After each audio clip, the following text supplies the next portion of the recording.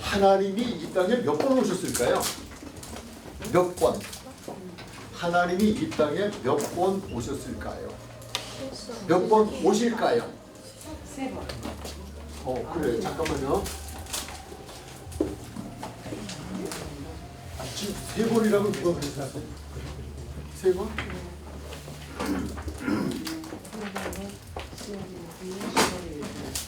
자, 왜 3번이에요? 구약의 하나님, 아니, 이 땅에 오실 거. 하나님이 이 땅에 오실 거. 예. 네. 어쨌든 얘기하세요. 생각은 다르니까. 구약에 계신 하나님, 구약이 이 땅에 오시지 않았고 성경에 그냥, 그분이 이 땅에 그냥 오신 것으로. 이 네. 땅에 오신 걸로 말씀으로. 그 다음에 신약의 예수님, 부활의 예수님. 그래서 네. 아니 자, 누가 다시 한번 다른 생각이 다르니까 누가 한 분 더 말씀해 주실 수 있으시겠어요? 몇 번? 하나님이 우리가 사는 이 땅에, 아니 그분은 뭐 어디고 계시는 분이에요. 태초로부터.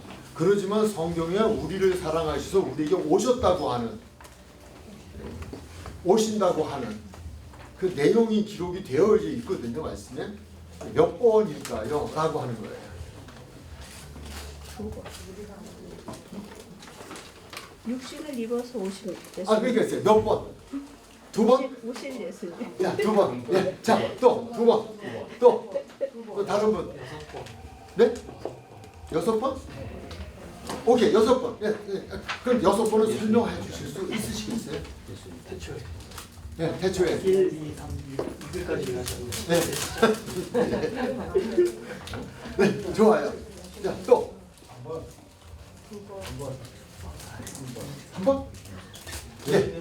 아니 예수님으로 아니, 탄생하셨다.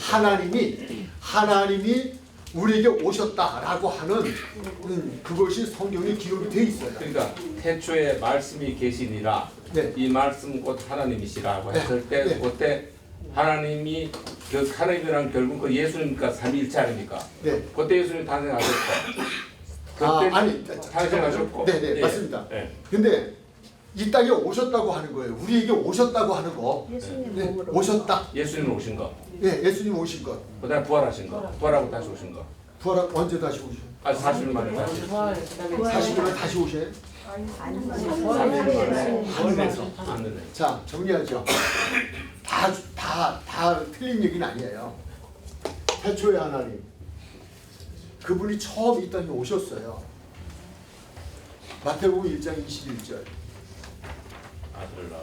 저가 자기 백성을 저의 죄에서 구원하게 오신 분, 임마누엘이죠. 그게 첫 번째 오신 거예요. 그때는 구원자로 오셨어요. 그래서 우리를 구원해 주기 위해서 말씀이 육신이 되어서 오셨어요. 우리 사람의 몸을 입고 오셨어요.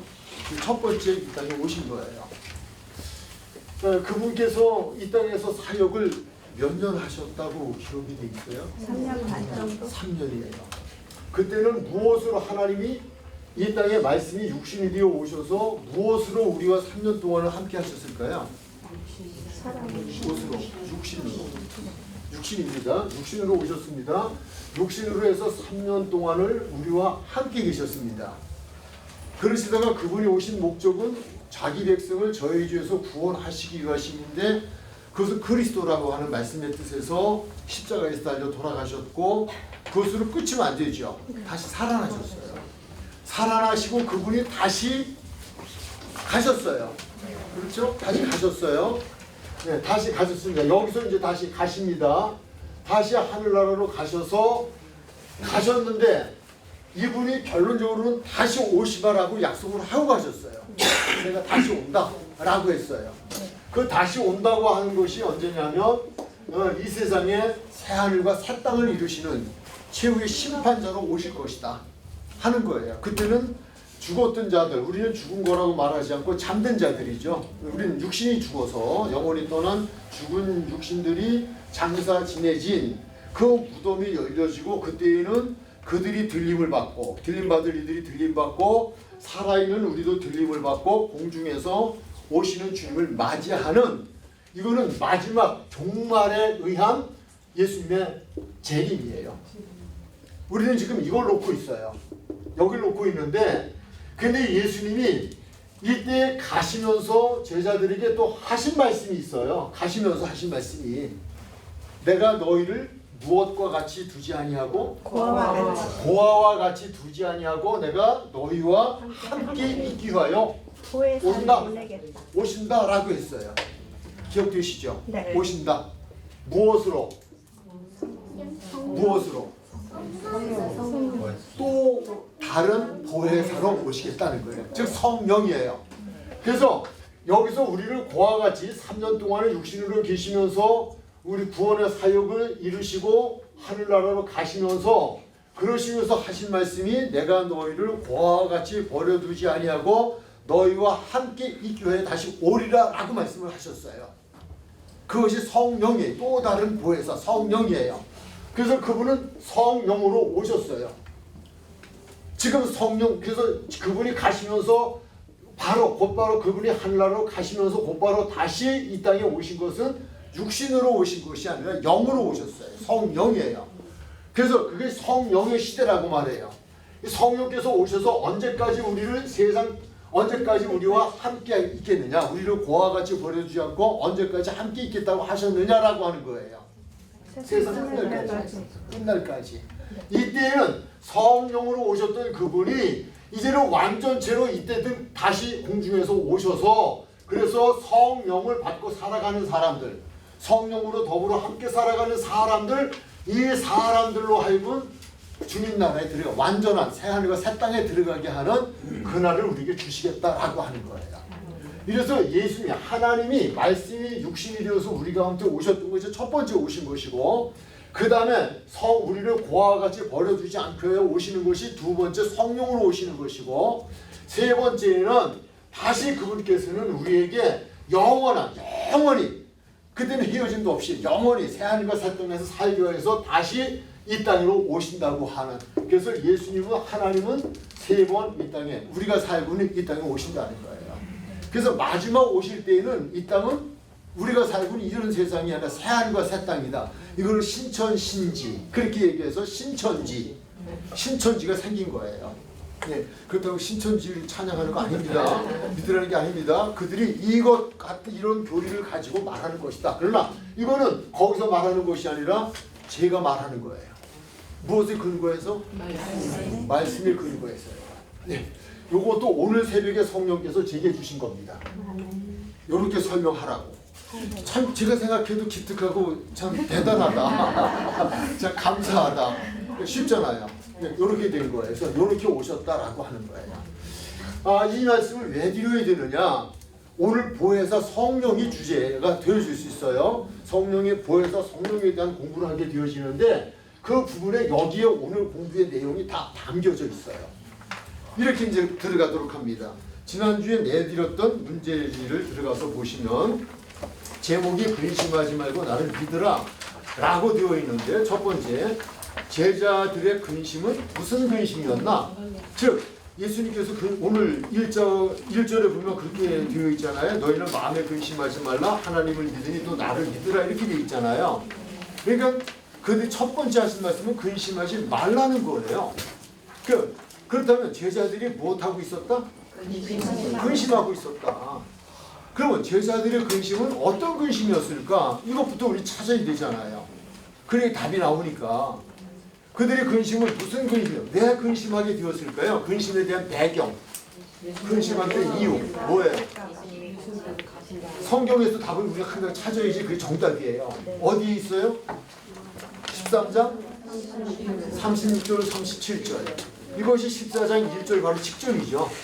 그러니까 우리 예수님께서 제자들에게 이렇게 말씀을 하셨어요. 읽으시면 돼요. 시작. 시몬 베드로가 이르되 주여 어디로 가시나이까 예수께서 대답하시되 내가 가는 곳에 내가 지금 따라오소서나 아멘. 아멘. 거기까지요. 자, 예수님께서 지금 제자들에게 이 말씀에 앞서서 무슨 얘기를 하셨을 것 같아요? 나는 간다. 나는 간다는 거예요. 나는 이제 여기 있지 않겠다. 너희들에게 같이 있지 않겠다는 거예요. 나는 간다는 거예요. 가야 한다는 거예요. 그런데 지금까지 예수님의 제자들이 모든 것을 다 버리고 예수님을 따랐잖아요. 따르는 따를만 했어요. 그리고 따르면서 그들은 조금 더 근심 걱정이 사실은 없었어요. 세상 거 다 버리고 따라가서. 왜 그랬어요? 몇 가지 표적을? 7가지 표적. 그 위에 표적들이 많았죠. 그런데 예수님의 제자가 되기를 작정하고 따라 나서면서부터 시작해서 그분이 표적을 행하시네. 표적을 행하시는데 보니까 이건 뭐 걱정할 게 하나도 없네. 뭐 먹고 마시고 입고 무엇을 하는 것도 세상에 어떤 권력 앞에서도 문제가 될 게 하나도 없어요. 그러니까 근심 없이 살아왔어요.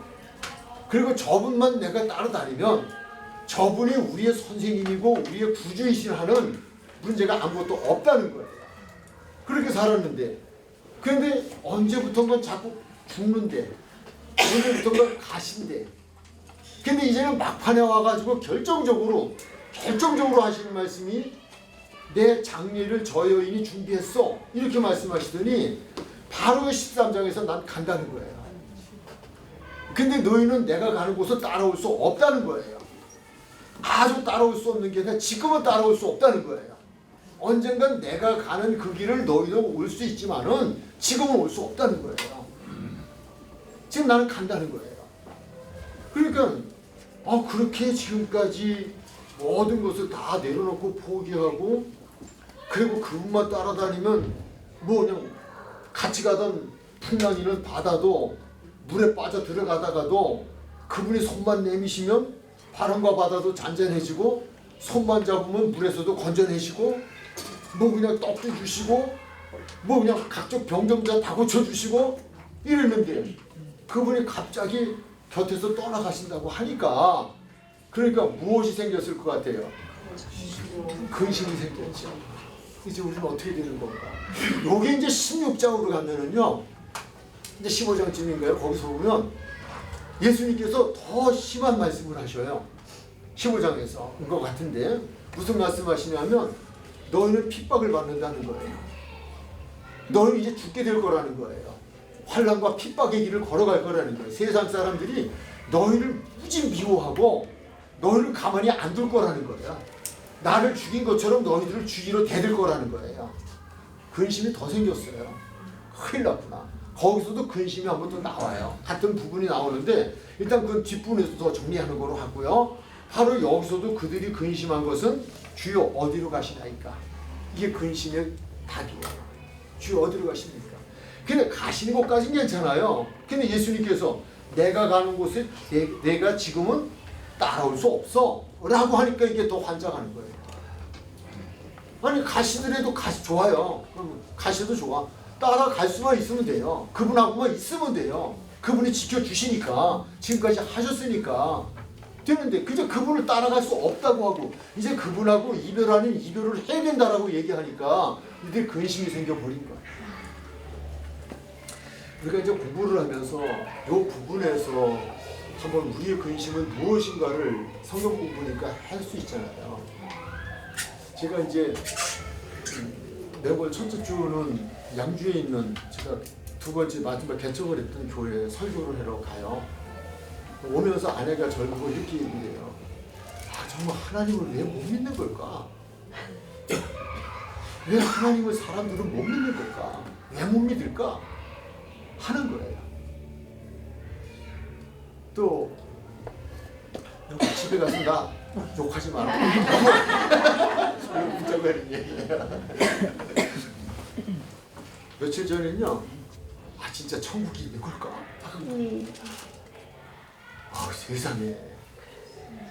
저는 못 믿어도 아내는 믿는 거라고 좀 확신했었어요. 사람이라는 부분이 그래요. 그렇게 견고하고 확실하다가도 때로는 끼우덩거리고 그러다가 또 넘었다 일어서고 이게 사람이에요. 근데 지금 정말 여기서 중요한 것은 우리도 근심이 있을 수 있다는 거예요. 근데 그분이 분명히 말씀해 근심하지 말래요. 근데 왜 근심해요? 그분이 나와 함께하고 있다라고 확신이 내가 100% 보장한다면 내가 믿음이 있다면 무엇을 만나도 걱정할 게 없어요. 근심할 게 없어요. 풍랑을 만나도 폭풍우를 만나도 전쟁을 만나도 불통을 만나도 걱정할 게 없잖아요. 왜? 하나님이 함께 하시니까. 근데 지금 제자들이 예수님과 함께 있을 때는 근심하지 않았는데 예수님께서 나 가는데 너희들은 지금 내가 가는데 못 따라와. 이제 아주 이별이야. 이런 식으로 얘기를 하니까 근심이 생긴 거예요. 우리는 어떻게 하라고? 우리는 어떻게 살지? 그분을 믿을 때, 그분이 곁에 계실 땐 괜찮은데 우리도 이렇게 살아가다가 삶의 여정 속에서 정말 그분이 지금도 나와 함께 하시고 계시다고 하는 것을 믿는다면 우리 걱정 안 하죠. 그 믿음이 없으니까 그렇죠. 그거예요. 바로 이들이 그 근심은 그거예요. 예수님이 나와 이별했다, 떠나가신다 라고 하는 것 때문이에요. 그런데 거기에 대해서 다시 제자들의 근심은 무엇 때문인가? 두 번째 질문으로 들어가 보면 예수님께서 그 이야기 뒤끝에 근심하는 제자들을 아시고 그 제자들을 향하여서 14장 1절에서 이렇게 말씀하시잖아요. 무엇이라고 말씀하셨어요? 너희는 마음에 근심하지 말라. 하나님을 믿으니 또 나를 가라. 너희가 지금 마음에 근심하고 있는데 근심하지 말래요. 그렇다면 근심의 이유가 무엇이냐를 설명해 주셨어요. 제자들이 근심하지 않아도 된대요. 근데 제자들이 근심하고 있대요. 근데 그 근심은 무엇 때문이라고 예수님 말씀하고 계셔요? 하나님을 무엇하지 못했다? 믿지 못했다. 하나님을 믿으라. 그리고 또 나를 믿으란 말은 무슨 말이에요? 그들이 지금 하나님을 믿었다는 거예요? 안 믿었다는 거예요? 아니 못 믿었다는 거예요. 그 얘기잖아요. 믿으라고 하는 말은 날 좀 믿어. 내가 그렇게 우리 김성민 권사님한테 얘기했다면 나를 믿고 있다는 거예요? 못 믿고 있다는 거예요? 그냥 표현으로 말로 날 좀 믿으세요라고 하면 내가 나를 믿을 때 그 얘기예요? 나를 못 믿는다고 생각할 때 하는 거예요? 못 믿는다고. 대답을 안 하시네. 괜찮습니다. 이해가 쉽잖아요. 그러니까 예수님께서 너희는 마음에 근심하지 마라. 근심하는 이유는 딱 하나야. 하나님을 안 믿기 때문에 그래. 나를 안 믿기 때문에 그래. 그러니까 너희가 근심하지 않아도 되는데 안 하려면 하나님을 믿어. 그리고 또 나를 믿어. 그러면 근심 안 해도 돼. 이 얘기예요. 우리는 어때요? 저와 여러분, 우리라고 할게요. 다. 우리는 어때요? 그런 적 있지 않나요? 근심이 생길 때. 네. 우리 그때 무엇 하면 돼요? 기도하잖아요. 기도하면서 무엇을 기도해야 될까요? 무엇을 얻기 위해 기도해야 될까요? 믿음을 주세요. 하나님이 확실히 믿어지게 해주세요. 예수님이 확실히 믿어지게 해주세요. 그분이 나의 구원자임을, 그분이 지금까지 향하셨던 모든 표적의 주인공이 되심을, 그리고 나가 믿으면 나를 모든 것에서 해결해 주실 분, 이걸 믿으라잖아요. 그래서 여기에서 그 제자들이 근심하는 것은 무엇 때문이냐? 믿음이 없기 때문이다 라고 하는 거예요. 예수님을 믿지 못했기 때문이다 라고 하는 거예요. 그분이 우리를 이 땅에 두고 가신다 하더라도 그분이 우리를 버리시는 것이 아니야. 그분은 우리를 위해서야. 그분이 가시는 게 우리에게 더 유익이기 때문이야 라고 하는 부분들. 제가 이제 앞서 그 설교하고 온 교회에 권사님 한 분이 직장의 문제 때문에 작년 연말에 춘천을 내려오셔서 저희 집에 오셔가지고 목사님 기도 좀 부탁드릴 게 있어 왔어요 라고 말씀을 하시고 기도를 부탁하셨어요.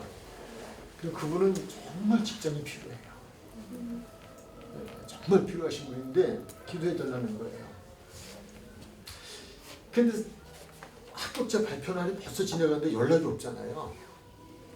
또 제가 전화를 하려고 했는데 안 한 이유는 연락이 없는 건 안 된 거예요. 됐으면 기쁨의 소식은 바로 전해요. 안 됐나 보다. 근데 기도를 하는 제안에 평안이 와요. 왜 평안이 와요? 하나님을 사랑하는 자, 곧 그 뜻대로 부르심을 입은 자들에게는 모든 것이 합력하여 선을 하시니까. 그분이 하나님을 사랑한다면, 사랑하는 한은. 그래서 제가 오늘 설교 시간도 그 얘기를 했고 또 나중에 물을 때 그 얘기를 하셔요. 그래서 제가 확신하게 말씀드렸어요.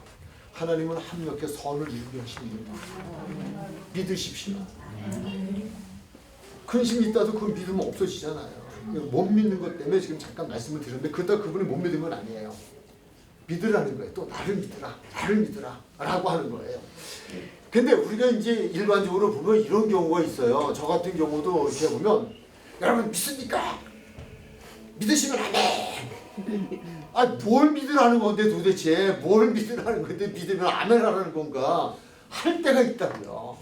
그게 있어요. 근데 성경에는 그렇게 하신 적이 없어요.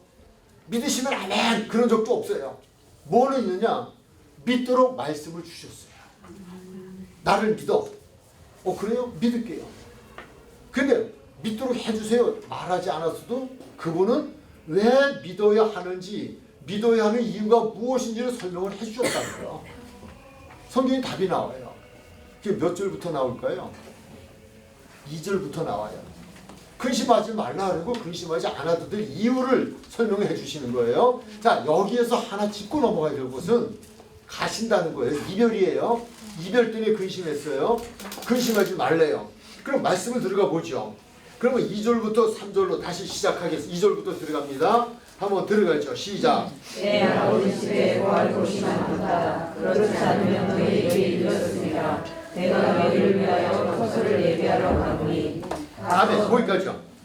자, 이게 예수님께서 사랑하는 제자들의 곁을 떠나가시는 지금은 너희가 따라올 수 없어. 나중에 따라올 수 있어. 그러나 지금은 아니야. 근데 내가 가야 돼. 라고 하는데 거기에서 근심하고 있는 그들에게 근심하지 않아도 될 이유를 지금 설명을 해주시고 계신데요.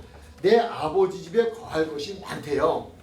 그런데 그렇다 하더라도 만약에 없다면 내가 가서 너희를 위하여 처소를 마련하러 간다는 거예요. 왜 제자들의 곁을 떠나가셔야 되는지 이유를 설명을 해주시잖아요.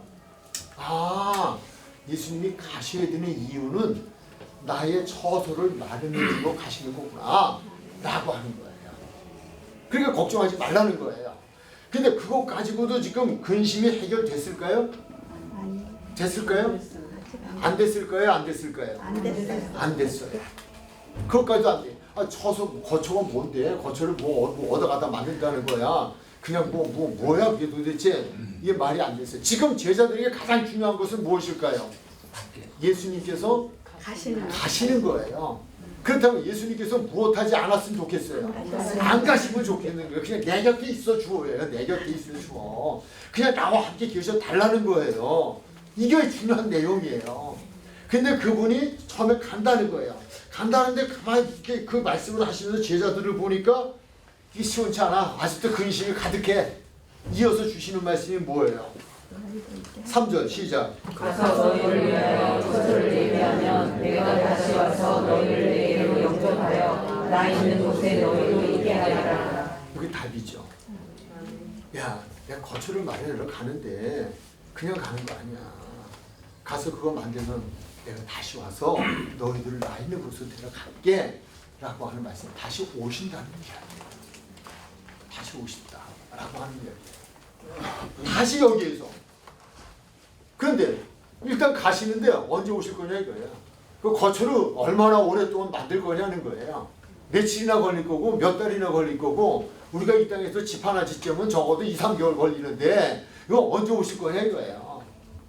우리는 지금 내일 모레가 급한 게 아니야. 지금이 급하다 이거야. 지금 여기 지금 이것도 해결이 안 돼요. 안 되니까 다시 거기에서 또 하나의 약속을 해주시는 것이 16절로 말씀이 들어가는 거예요. 16절에 무엇이라고 말씀했어요? 내가 어저께 구하겠으니 그가 또 다른 보혜사를 너희에게 주사 영원토록 너희와 함께 있게 하시리니 18절. 내가 너희를 그와 같이 버리지 아니하고 너희에게 오리라. 아멘. 이 말씀이에요. 제자들이 여기까지 말씀을 해주셨을 때 이 말씀 앞에서 안도가 되어졌을 거예요. 그래 다시 오신다 라고 하는 거예요. 물론 다시 오신다고 하시는 말씀 앞에서 이거 부도 아니야? 사기 아니야? 하는 아주 고약한 인간들의 그런 신성이 있을 수도 있을 거예요. 발동할 수 있을 거예요. 그러나 그분을 지금까지 대해본 결과 그분은 신실하신 분, 거짓이 없고 진실하시고 약속을 반드시 지키시는 분이고 생명까지 나를 위해 내어주신 그분. 그러시다면 그분은 그런 거야. 이 말씀만 믿으면 근심은 사라지죠. 그분이 지금 가시는데 아까 말씀드린 대로 3년 동안 계시면서 가시는데 가심이 근심이고 걱정이었다면 내가 거처를 마련하고 다시 오리라고 하는 건 언제예요? 새하늘 새 땅에 이야기할 수 있고요. 우리가 이 세상을 떠나는 우리가 그러니까 뭐예요? 개인적으로 보면 개인적인 종말론이죠. 그럴 때가 되고 그러나 주님 말씀을 역사적인 종말로 본다면 이 시간이 얼마나 걸리는지 우리는 알 수가 없어요. 이건 주님이 말씀하셨어요. 아버지만 아신다 그랬거든요. 얼마 걸릴지 몰라요. 이게 1000년이 걸지 2000년이 걸지 우리 잘 모르겠어요. 그러니까 그게 언제냐라고 하는데 예수님께서 하신 말씀은 걱정하지 마. 내가 그때가 아니고 그 전에도 내가 다시 너희를 보아와 같이 버려두지 않겠어. 오와 내가 오는 거야. 아버지께서 그렇게 해주시기로 했어. 물론 이거는 우리에게 이해를 돕기 위한 말씀이지만 그분은 하나님이셔요. 오시겠다는 거예요. 그게 또 다른 보혜사예요. 보혜사. 그런데 이제 여기서 중요한 부분이 하나가 등장했는데 뭐냐면요. 무엇이냐면 보혜사 성령을 받은 사람들은 이걸 알아요. 아, 주님이 지금 나와 함께 계셔 라고 하는 걸 알아요. 그분이 내 안에 계셔요. 그리고 그분이 내게 지적도 하시고 내게 말씀도 주시고 나를 인도해 가시기도 하시고 나로 하여금 그분의 자녀다운 삶에 승리하는 길로 인도하심을 우리는 느껴요. 그건 본인만이 알아요. 영이기 때문에. 근데 그렇지 않은 경우는 모르긴 하지만 그러나 그분이 주신 말씀 바로 그 말씀을 주신 거예요. 내가 이때가 아니야. 1000년, 2000년 아니면 뭐 100년, 200년 이게 완성되면 다시 오는 그때를 얘기하는 게 아니야. 그때는 이 세상을 다 심판하러 오는 거지만 이때는 세상을 심판하러 오시는 것이 아니라 제자들, 믿는 자들을 위하여서 믿는 자들을 세상에 고와 같이 버려두지 않기 위해서 내가 오는 거야 라고 하는 거예요. 이때 오시고 이때 오시면 달라요. 이해되시죠? 네. 이때는 믿는 자나 안 믿는 자나 다 심판을 해서 오시는 것이고요. 영원한 세상을 주시기 오신 거고 이때는 그 기간 동안을 살아가는 하나님의 사람들로 하여금 살아갈 수 있는 하나님의 함께 하심으로 우리 예수님의 함께 하심으로 그러므로 승리하는 삶을 살게 해주시기 위해서 오시는 게 성령이에요. 근데 이분은 가시면서 바로 오시겠다는 거예요. 내가 하늘나라로 가면 너희 곁을 떠나서 가면 그럼 오신다는 거예요. 근데 그 약속을 하시고 실제로 얼마 만에 오셨을까요? 얼마 만에 오셨을까요? 10일 만에. 10일 만에 오셨어요. 이렇게 하시면 돼요. 사순절이에요. 40일. 오순절이 있어요. 예수님께서 승천은 40일을 이 세상에 계시다가 승천하셨어요. 제자들이 다 보는 가운데서 많은 사람들 보는 가운데서 하늘로 올라가셨어요. 사도행전입니다. 그러시면서 말씀하기를 너희는 하나님께서 약속하신 성령 내가 너희에게 말했던 그 성령을 하나님께서 보내주신다는 거예요. 다시 또 다른 보혜사가 오신다는 거예요. 오시는데 언제 오시냐? 이거는 말씀을 안 해주셨어요. 그러나 오신다는 거예요. 그 약속을 믿고 예루살렘을 떠나지 말고 너희들은 성령을 받을 때까지 떠나지 마. 그리고 성령을 받고도 움직여 라고 하는 말씀을 주시면서 이들이 그 말씀을 듣고 제자들과 함께 했던 사람들이 그 마가의 다락방에서 기도를 시작을 했어요. 기도를 시작했는데 그 기간이 10일이에요. 10일. 그래서 오순절 날이 이름에 오순절이라는 건 50일이에요. 50일. 부활하시고 50일. 그래서 예수님이 40일 때 올라가시고 10일 동안 믿음을 가지고 기다리고 기도했던 사람들에게 하늘의 문이 열리고 성령이 임하신 거예요. 오순절날. 이게 성령 강림주일이에요. 바로 그 기간이에요. 그것을 믿었던 사람들에게 임한 성령. 그래서 이 성령이 임하심으로 성령을 받은 사람들이 성령의 시대를 살아가는 거예요. 지금은 성령의 시대예요. 예수 성령의 시대 이전에는 말씀이 육신이 되어 오신 시대예요. 이제는 성령의 시대를 우리가 살아가요. 성령의 시대가 끝나면 이제는 새하늘 새 땅의 시대에서 그분과 영원히 함께 사는 삶의 세대가 우리에게 와준다는 거예요. 이게 오늘 말씀이에요. 그래서 지금 여기서 그들에게 지금 고아와 같이 버려두지 않고 너에게로 오리라 라고 지금 우리에게 약속을 제자들에게 해주시면서 그러면서 너희들 근심하지 마. 걱정하지 마. 걱정할 문제 아니야 라고 지금 말씀을 주시는 거예요. 자, 다시 한번 우리가 2절서부터 좀 한번 자, 16절서부터 18절까지 읽어 내려가도록 할게요. 시작. 내가 아버지께 구하였으니 그가 또 다른 보혜사를 너희에게 주사 영원토록 너희와 함께 있게 하시니. 아멘. 얼마 동안? 영원은 언제부터 언제라고요? 마지막 심판 때까지.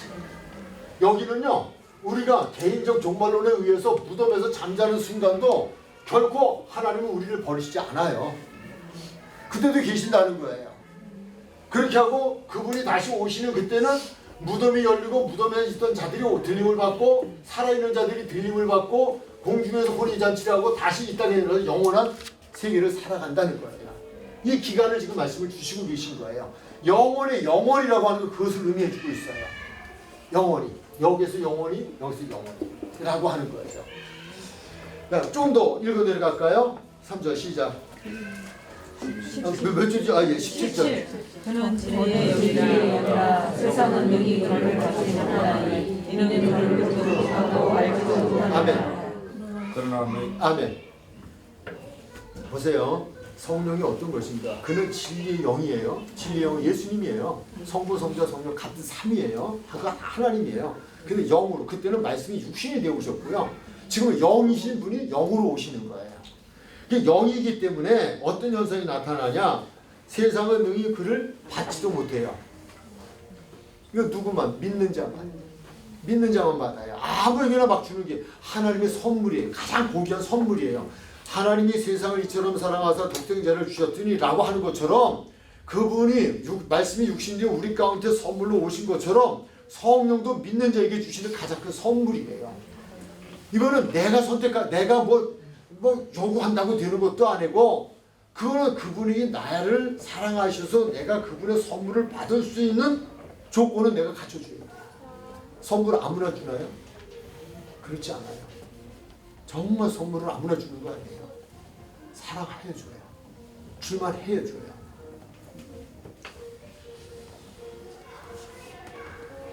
알지도 못한다. 보지도 못하고 알지도 못해요. 성령이 무엇인지 알지도 못해요. 있는지도 알지도 못해요. 그러나 너희는 뭐라고 돼 있어요? 그러나 너희는 그를 아나니. 그가 누구예요? 성령. 그를 아나니. 그는 성령은 너희와 함께 거하시며. 거한다는 건 뭐예요? 살 것자예요. 살 것자. 산단 말이에요. 항상 내가 그 집에서 사는 것처럼 그가 내 안에서 살고 내가 그 안에 살고 또 너희 속에 계시겠습니다. 그분은 다른 데 있잖아요. 우리 안에 있어요. 안에. 내 안에, 내 영혼 안에, 내 심령 안에, 내 삶 안에, 내 속에 계셔요. 그러니까 내 안에 내가 이렇게 내 밖에 있다면 잃어버릴 수 있어요. 물건을 놓고 갈 수도 있어요. 예, 잃어버리고 갈 수도 있어요. 근데 잃어버릴 수 없는 것은 뭐예요? 내 안에 있다니까요. 안에. 내 안에 있기 때문에 잃어버릴 수 있는 게 아니에요. 버려지는 게 아니에요. 나눠지는 게 아니에요. 내 안에 있다고요. 그래서 그냥 내 안에 항상 그분이 계시는, 나와 함께 계시는 것을 지금 말씀해 주는 거예요. 그래서 너의 속에 계시겠습니다. 그러면서 18절 시작. 내가 너희를 고와 같이 버려두지 아니하고 너희에게로 오리라. 아멘. 내가 너희를 고와 같이 버려두지 아니하고 그리기 위해서 내가 너희에게로 오리라 라고 하는 거예요. 그래서 20절의 말씀은요. 그날에는 내가 아버지 안에 너희가 내 안에 내가 너희 안에 있는 것을 무엇하리라? 알리라. 남은 몰라요. 남은 몰라요. 왜? 영은 말했잖아요. 앞에서 세상 사람도 모른다니까요. 세상 사람이라고 하는 거는 교회 다니는 교인은 아니라 그거 아니에요. 정말 그분 안에 거듭나지 않은 사람은 세상 사람이에요. 그분 안에 거듭난 사람. 그래서 영의 사람은 영으로 알아봐요. 이게 통해요. 영적으로 통해잖아. 영적으로 통해요. 왠지 만나면 좋아. 편해. 근데 만나면 불편해. 뭐가 이게 안 통해. 라고 하는. 그래서 우리가 한 부모 잔식간 해도요. 정말 힘든 건 믿음이 다르면 힘들어요. 영이 다르면 너무 힘들어요. 형제간에도 형제자매간에도 영이 다르면 너무 힘들어요. 교인간에도 영이 다르면 너무 힘들어요. 그래서 부부간에 정말 문제가 없으려면 영이 같아야 돼요. 사상이 다르면 어렵잖아요. 제가 그 지인 중에 한 분은요, 2년 전인가 그때 아들하고 결별을 했어요. 아들이 하나예요. 아들이 하나인데 아들하고 대판 싸우고 너 그냥 그분 말로는 너 이 새끼 오지 마. 너 나가버려. 그랬더니 좋아요. 나도 아버지 안 볼 거예요. 나 갈 거예요. 근데 만나서 얘기했는데 1년째 연락이 없대요. 왜 그러냐? 정치 때문에 싸웠대요. 이당 저당 때문에. 그냥 그 얘기 듣고 참 한심하다 이놈의 집안. 참 그분 집안 한심하다 하는 생각했는데 한심한 게 아니라 그럴 수 있겠다. 그리고 우리 친구들도요 만나가지고요 보면 이 믿음이 다르면 이게 안 통해요. 친해질 수가 없어요. 만나면 티격태격이야. 편하지가 않아. 동기간도 마찬가지예요.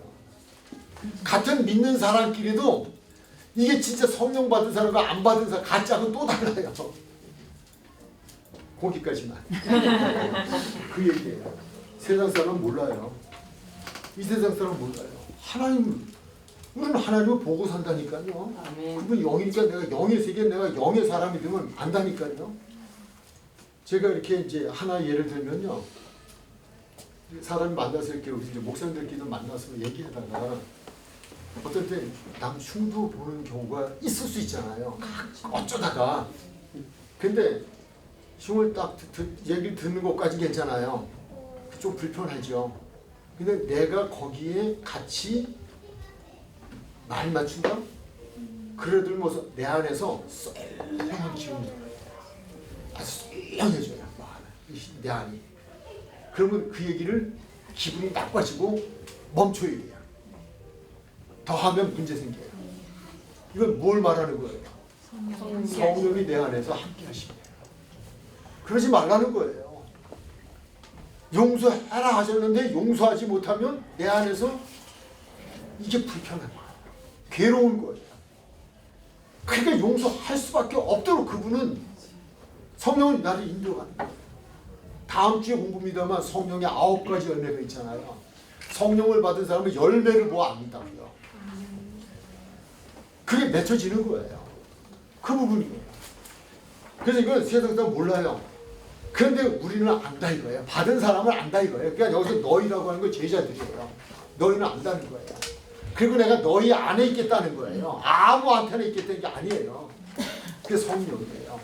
그러므로 너희는 무엇하지 말라? 근심하지 말라. 누구를 믿어? 하나님을 믿으니 또 예수 믿어라. 무엇을 믿어? 내가 갔다가 너희 처소를 마련하러 가는데 가면 그 처소를 마련하는 시간이 얼마나 걸릴지 모르겠어. 왜? 아버지만 아신다고 했으니까. 그러나 내가 그때 다시 오겠다는 게 아니라 너희를 그 시간대까지 홀로 고아와 같이 있지 않게 홀로 두지 않기 위해서 내가 또 다른 보혜사로 올 거야 라고는 약속을 주실 거예요. 그러므로 근심하지 말라는 거예요. 우리에게도 동일한 말씀이죠. 그렇죠? 네. 우리도 지금 예수님이 말씀을 육신이 되어서 오셨던 그걸 육신으로 사시던 그 시대가 아니라 지금은 약속하신 성 또 다른 보혜사 성령으로 오셔서 성령으로 우리 안에 계시면서 우리와 함께 하신다는 거예요. 그걸 믿으라는 거예요. 그리고 그분과 함께 하라는 거예요. 그러면 그분이 지금까지 육신으로 오셔서 행하셨던 모든 일들을 우리의 삶 속에서 표적으로 나타내 주실 것이고 우리 삶이 그분 안에 승리자가 되도록 인도해 주신다는 거예요. 그 말씀 주시는 거예요. 자, 그러면 다시 26절로 가서 말씀을 한번 읽어보도록 하죠. 시작. 보혜사 곧 아버지께서 내 이름으로 보내실 성령 그가 너희에게 모든 것을 가르치시고 내가 너희에게 말한 모든 것을 생각나게 하리라. 그러니까 여러분들이 성령을 받으셨는데 성령이 내 안에 계신지 안 계신지, 즉 예수님이 내 안에 계신지 하나님이 내 안에 계신지. 성령은 그리스도의 영이요 하나님의 영입니다. 곧 그분은 예수님이고 하나님이십니다. 삼위일체입니다. 그분이 하나님이고 그분이 예수님이에요. 그러니까 성령이 내 안에 계시다고 하는 것을 받은 사람은 알아요. 성령이 임하신 분은 알아요. 아는 것 중에 하나 지금 이 26절에서 증거를 말씀해 주고 계셔요. 무슨 증거예요? 성령이 우리에게 오시면 뭐 하신다? 첫 번째, 모든 것을, 모든 것이란 무엇을 의미할까요? 말씀이에요. 모든 말씀을 우리에게 무엇 해주신다? 가르쳐 주신다. 하나님이 영이셔요. 이 말씀은 영의 말씀이에요. 성경은 영의 말씀이에요. 그래서 성령을 받지 않고 목회하는 건 사기예요. 배워서 되는 게 아니에요. 여러분도 마찬가지예요. 지금 그나마도 배워온 게 도움은 돼줘요.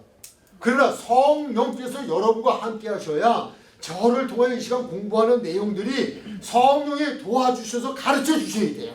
그래 이게 알아들어요. 아, 깨달아져요. 이게 확신이 되어져요. 아멘. 아, 그렇구나. 이거였구나. 아, 이거였는데 그분이 가르쳐 주시는 거예요.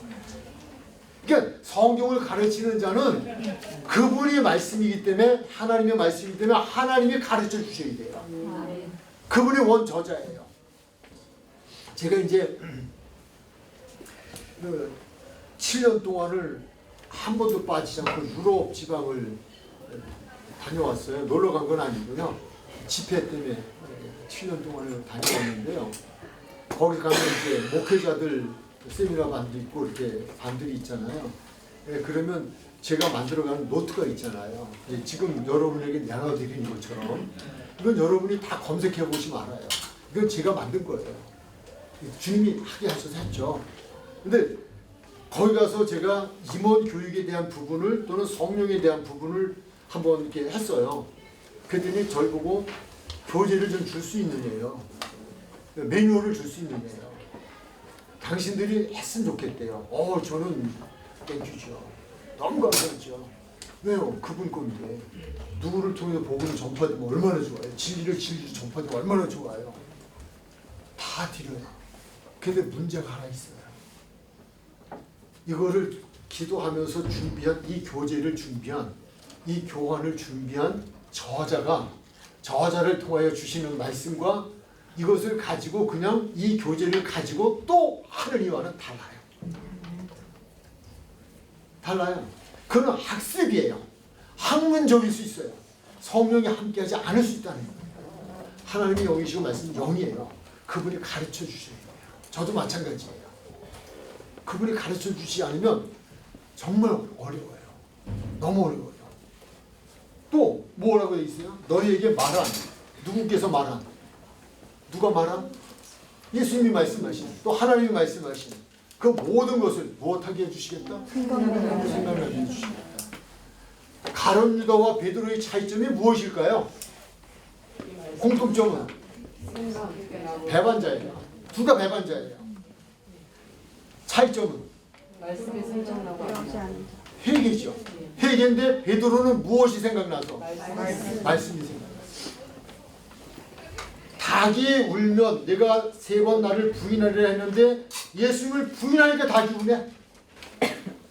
3번 부인하니까 닭이 우네. 닭의 울음소리를 듣는 순간에 성령이 그에게 역사하시면서 생각나게 해주시는 거예요. 하나님이. 무엇을? 말씀을. 닭 울기 전에 네가 나를 3번 부인하리라. 주여. 맞습니다. 그때 내가 호언장담했는데 절대 나는 그럴 일 없을 거라고 예수님 말씀 난 무시해버리고 나를 주장했는데 맞습니다. 그러네요. 거기 가슴을 친 거예요. 말씀이 생각나면 돼요. 우리는 죄인의 꾀에 빠져갈 수 있어요. 근데 중요한 건 죄인의 꾀를 받다가도 죄인의 꾀에 우리가 꼬임을 받다가도 무엇이 생각나야 돼요? 말씀이. 죄인의 길에 서 있다가도 무엇이 생각나면? 말씀이 하나님이에요. 이놈! 이거하고 똑같아요. 말씀이 우레처럼 울리는 거예요. 말씀이 생각나는 거예요. 너 왜 거기 있어? 있지 말라 그랬는데. 너 그거 왜 해? 하지 말라 했는데. 생각이 나야 돼요. 그럼 돌아서요. 생각이 안 나면 내 생각대로 가는 거예요. 성령을 받은 사람들의 차이점. 여러분들이 이거 공부하면서 나는 그래서 성령을 받았구나. 만약에 못 받았다면요. 그렇다면 기도하시면 돼요. 하나님. 왜냐하면 구하라 찾으라 두드리라. 마태복음에 좋은 것으로 말씀했지만 누가복음은 성령이라고 좋은 것이 무엇이냐를 다시 설명을 해줘요. 좋은 것을 주신다고 해서 좋은 건 성령이에요. 우리에게 성령보다 더 좋은 선물은 없다. 기도하는 데 주시겠다고 했거든요. 그러니까 그런 거예요. 그래서 그걸 가르쳐 주신다. 가르쳐 주신다. 말씀을 말씀으로 가르쳐 주셔요. 그러니까 말씀을 말씀으로 가르침을 받은 사람이 말씀을 말씀으로 가르칠 수 있어요. 그렇지 않으면 말씀 읽어놓고 딴 얘기로 갈 수 있죠. 다르게 해석할 수 있죠. 그 부분을 이야기하는 거예요. 또 말씀이 기억난다. 뭐 16장에서 나오겠지만요. 또 성령이 우리에게 오시면 아주 중요한 일을 해주시죠. 그거는 내가 이제 이거 성령을 받았느냐 안 받았느냐를 이 말씀 속에서 다시 한번 볼 수 있어요. 16장 8절 13절 시작. 그가 와서 죄에 대하여 의에 대하여 심판에 대하여 세상에 아멘. 그가 누구예요? 성령이죠. 또 다른 보혜사 성령이에요. 또 다른 보혜사 뒤에 설명을 이제 나와 있으니까 그때 보고요. 성령이에요. 성령께서 예수님께서 또 다른 보혜사로 오시겠다고 한 그 예수님이 보혜사로 오시면 그때는 죄에 대하여 의에 대하여 심판에 대해서 세상을 책망하시는데 구체적으로 말씀해 주시기를 죄에 대하라 하면 그들이 나를 무엇하지 않은 게 죄다? 원죄일까요? 자범죄일까요? 원죄. 그러니까 또 말씀드리지만요. 자범죄가 괜찮다는 얘기는 절대 아니에요. 원죄만 해결을 진실로 하면 그리고 진실로 하나님을 돌아서서 진실로 하나님을 믿으면 자범죄 문제 안 된다니까요. 그게 뭐가 문제예요? 우리가 그럴 때 저도 괜찮다는 얘기가 아니라 안 짓고 살아갈 수 있다는 거예요. 최소화할 수 있다. 최소화. 잘못을 했더라도 하나님 앞에서 다시 말씀이 생각나고 그분이 내게 하시는 책망이 생각나서 그래서 무릎을 꿇고 자백하게 되고 사죄의 은총을 입고 또다시 새 의를 입고 살아갈 수 있다는 거예요. 문제는 원죄. 원죄는 하나님을 믿는 거예요. 그러니까 여기서 죄라고 하는 것은 다른 게 아니라 예수님이 말씀하시는 죄에 대한 것은 그가 나를 믿지 않는 것이다. 그들이 나를 믿지 않는 예수님 믿지 않는 게 죄다. 라고 하는 거예요. 이 죄가 해결받으면 구원받은 거예요. 자범죄는 좀 우리가 살아가면서 인간의 허물 때문에 우리가 넘어지고 쓰러진다 하더라도 또다시 그분을 믿는 믿음이 있기 때문에 일어설 수 있어요.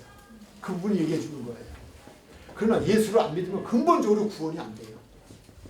그래서 죄에 대하라 하면 예수님 말씀, 성령이 임하시면 그러므로 무엇을 알게 해주신다는 거예요? 내가 예수님을 믿는지 안 믿는지를 알게 해주셔요. 성령이 임하면. 그래서 성령이 임하시면요. 눈물 콧물 빼고요. 가슴을 치고 겉옷을 찢는 게 아니라 가슴을 찢으면서 뒹굴고 통곡하고요. 그리고 금식하고 난리가 나죠. 세상이 달라져요. 확 달라져요. 산천초목이 달라져요. 사람만 찬양하는 줄 알았어요. 성령을 받고 나니까요. 산천초목이 손을 그냥 나무가 흔들리는데 손을 흔들고 찬양하는 거 똑같아요. 바람이 부니까 우수수 하는데 그냥 딴 때는 우수수 소리로 들렸는데 찬양 소리 들리는 거 있죠. 새소리가 옛날에 새가 운다 그랬는데 우는 게 아니라 다 찬양하는 소리. 성령을 받으면 그런 현상이 나타납니다. 여기서 지금 죄에 대해 알게 된다는 거예요. 죄에 대해 가르쳐 주신대요. 내가 믿는지 안 믿는지 이걸 알게 해주신다는 거예요. 얼마나 이게 그러니까 성령을 받아야 된다는 필요성에 대한 얘기죠. 그리고 다음에 10절은 뭐예요? 이에 대하여라는 내가 아버지께로 가니 너희가 다시 나를 보지 못하니요. 이게 무슨 말씀이에요? 이 말씀 속에는 우리가 앞부분에서 보았던 14장 지금 여기에서 특별히 우리가 2절과 3절에서 주어진 내용들이 있었잖아요. 의에 대하여 그분이 하나님 나라로 가신다는 거예요. 가신다고 하는 말씀 속에는 이미 앞서서 설명을 주었기 때문에 더 설명이 필요하지 않아요. 뭐 하러 가셨어요? 거처를 마련하러 처소를 마련하러 가셨어요. 처소가 마련되면 나를 데리러 오신다는 거예요. 내 본향은 하나님 나라라는 거예요. 사람의 손으로 지으신 집이 아니라 하나님이 지으신 우리 예수님이 가서 지으신 그 집으로 나를 데려가신다는 거예요. 이게 믿어진다는 거예요. 의에 대하여라 함은 바로 내가 아버지께로 갑니다 하는 것은 아버지께로 가서 내가 너희를 처소를 예배하고 있고 물론 성령으로 오시지만 그 기간 동안 내가 처소를 마련하고 처소가 마련되면 너희들을 나 있는 곳으로 데려가기 위해서 내가 다시 오신다는 거예요. 이게 믿어진다는 거예요. 무엇할 때? 성령이 임하시면. 성령이 임하시면. 그래서 성령의 유익성에 대한 지금 설명을 우리에게 주시고 계셔요. 세 번째 11절 시작. 심판에 대하여는 이 세상의 이름이 심판을 받았다. 아멘. 사람이 한 번 죽는 것은 정한 이치죠. 또 하나 정한 이치가 있어요. 심판이에요. 죽음의 심판. 히브리서에 있는 9장에 있는 말씀이에요. 심판이 있어요. 이게 믿어져야 돼요. 믿어져요. 지금 우리는 심판이라고 하는 말로도 여기 돼 있고, 물론 여기서 심판은 이 세상 임금이라고 했으니까 안 믿는 자에게, 우리가 앞부분에서는 죄가 뭐냐, 예수님을 안 믿는 것이다, 안 믿는 사람의 심판이 있다, 이거를 믿게 되어진다는 거예요. 우리가 알게 되어져요. 확신하게 되어져요. 그러나 그와 더불어서 예수를 안 믿는 사람들이 받는 그 심판과 더불어서 그 속에 있는 믿는 자에게 주시는 모든 것들이 믿어지게 되어져요. 그래서 사도 바울 같은 경우는 그 환란이 오고 핍박이 와도 그래도 뭐 막 말리잖아요. 제자들도 말리고 사람들이 말리잖아요. 예루살렘 성으로 가면 지금 죽습니다. 지금 대기조가 지금 숨어 있습니다. 가면 이건 백발백중입니다. 얘기하잖아요. 그래도 그는 뭐라고 말해요? 위에서 부르신 부름의 상을 보고 난 간다. 그리고 네 생명이라고 하는 건 사명을 하게 하기 위해서 내 생명이 있는 것이지, 사명이 없다면 내가 뭐하러 사냐. 그러니까 나는 사명을 위해서 살고 사명을 위해서 지금 나는 가는 거다. 하나님이 알아서 하신다는 거예요. 성령을 받은 사람들은 위에서 부르신 부름의 상이 보여지고요. 그리고 고린도전서 2장 9절, 10절, 11절을 한번 참고 나중에 보시면요. 분명히 말씀하기를 이렇게 하셨어요. 하나님께서 사랑하는 자들을 위하여 예비해놓은 모든 것은 사람의 눈으로 보는 것도 아니고, 사람의 손으로 만질 수 있는 것도 아니고, 하나님의 음성은 사람의 귀로 듣는 것도 아니고, 사람의 마음으로 아는 게 아니라는 거예요. 오직 성령이 임하시면 하나님이 사랑하는 자들을 예배해 오신 모든 것을 본다는 거예요. 육안으로 보는 게 아니라 믿음의 눈으로 보는 거예요. 지금 나는 본다고요. 저기 지금 내 집이 있다는 게 보인다고요. 내 삶이 있다는 게 보인다고요. 사도 바울이 그렇게 고백을 했고, 믿음의 사람들이 그것 때문에 죽음이 기다리고 있다 할지라도 죽음 너머에 있는 그분의 뜻대로 살려고 하다가 순교가 복이라는 것을 믿는 거는 상급이 보이기 때문이에요. 이것 때문에 그게 안 보이면 그렇게 살 수가 없어요. 어렵죠. 쉽지 않아요. 성령이 임하시면 바로 그 부분, 심판이 있다는 게 믿어진다는 거예요.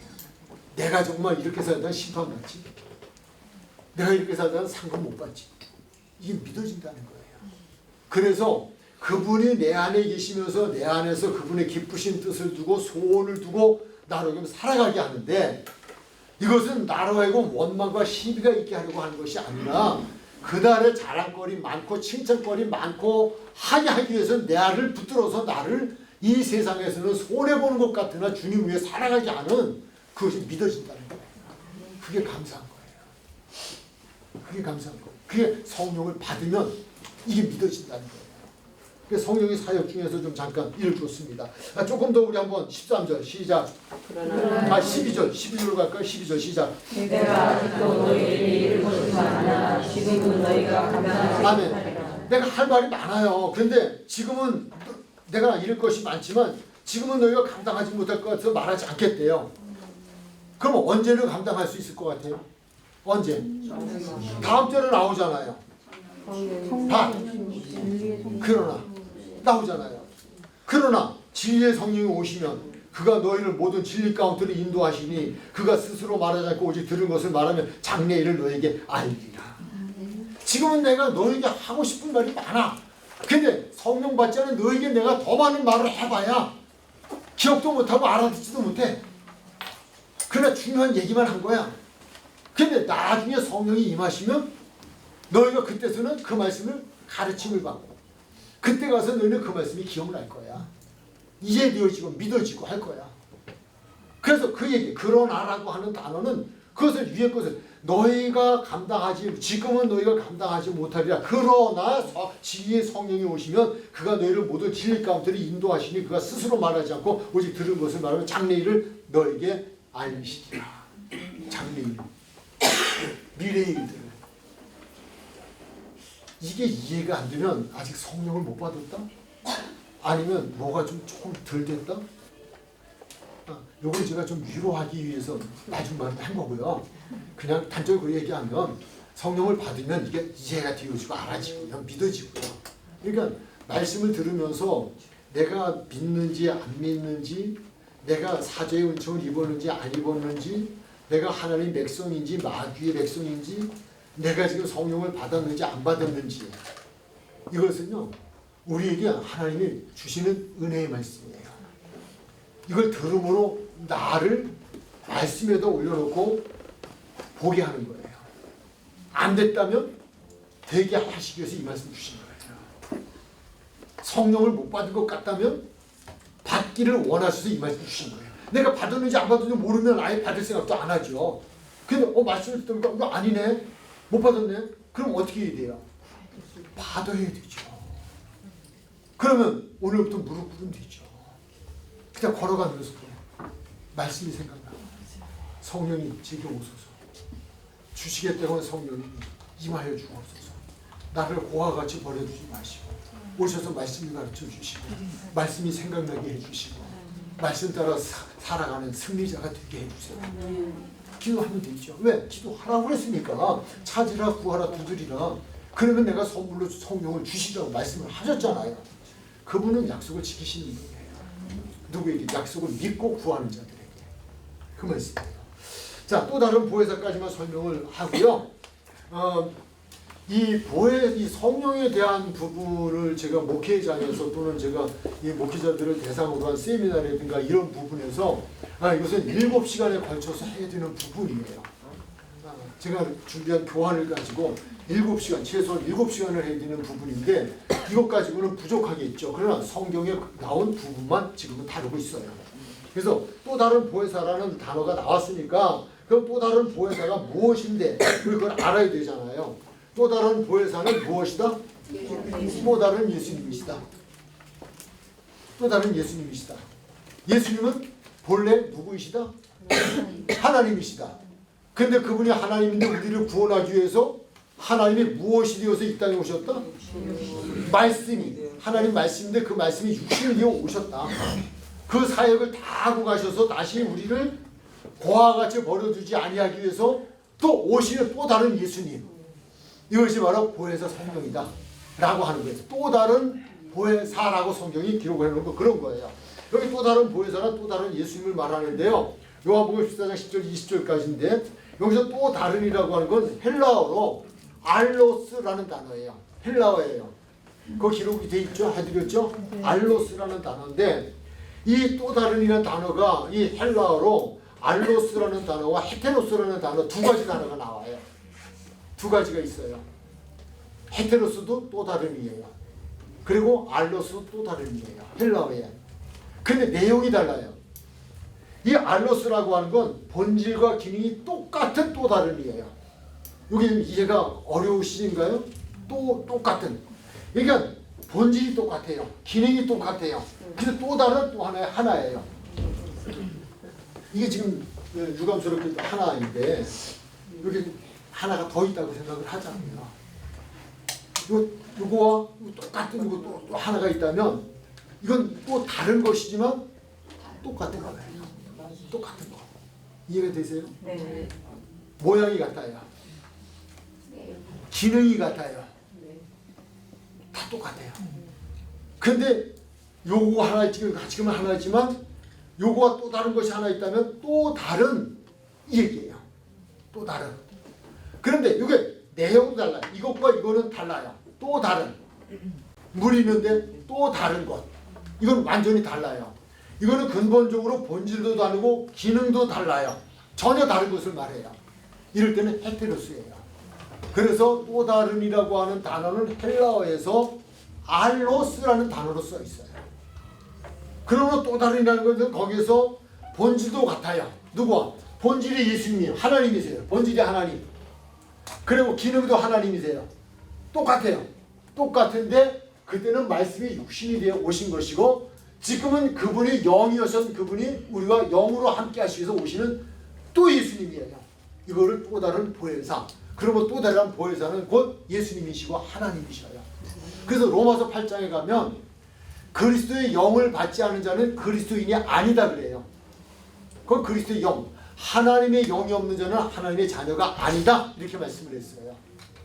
요한복음 3장에서는 물과 성령으로 거듭나지 않으면 하나님 자녀가 아니다 라고 단정을 줬어요. 그 부분이에요.